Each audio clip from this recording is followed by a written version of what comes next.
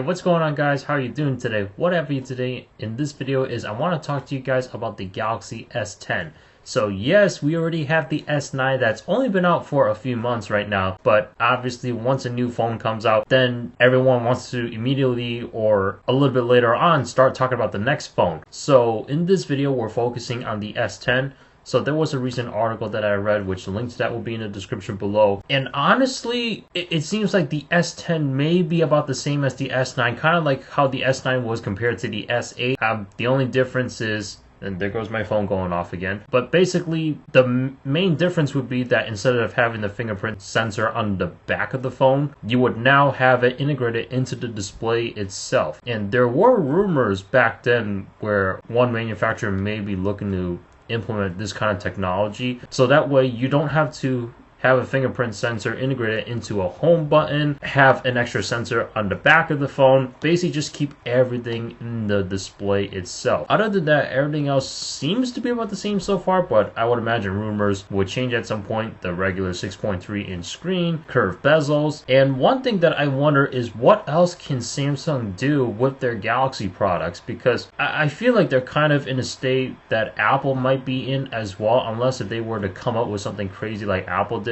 For instance, going from the iPhone 7 to the 8 wasn't that much of a big difference, and the same can be said going from the 6 to the 7. And the only time there was a drastic change is when they announced the iPhone 10. And Samsung, while they go from generation to generation, I always got excited about their products.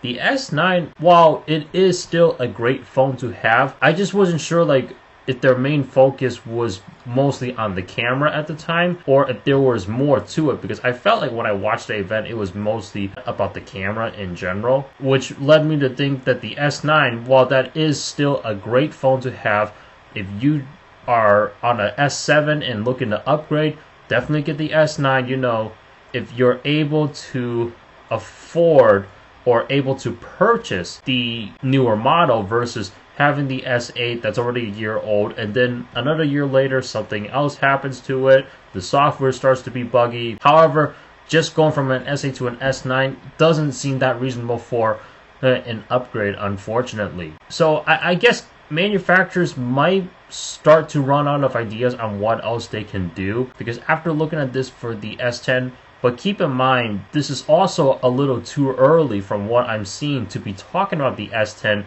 but I guess people are already starting to hype up the new phones that will be coming out later on. I'm just not exactly sure what everyone would need in a smartphone nowadays until manufacturers start coming up with new ideas. Then they're going to be like, okay, can it be done this way? Can it be done that way? What else can we do with it? So honestly, I don't know what else they can do with the S10 or the Note 9 if you guys want to get the Note involved, because I'm happy with my Note 8. I don't know what else I would want out of it. I mean, yeah, not every phone is perfect, but the only thing that I would look for is like the perfect phone that works completely great. As of right now, it's the Note 8, and it's working fine for me.